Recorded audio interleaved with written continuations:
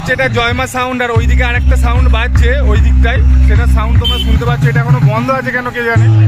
তো চলো তোমাদেরকে দেখাই। বলার সঙ্গে সঙ্গে বাইরে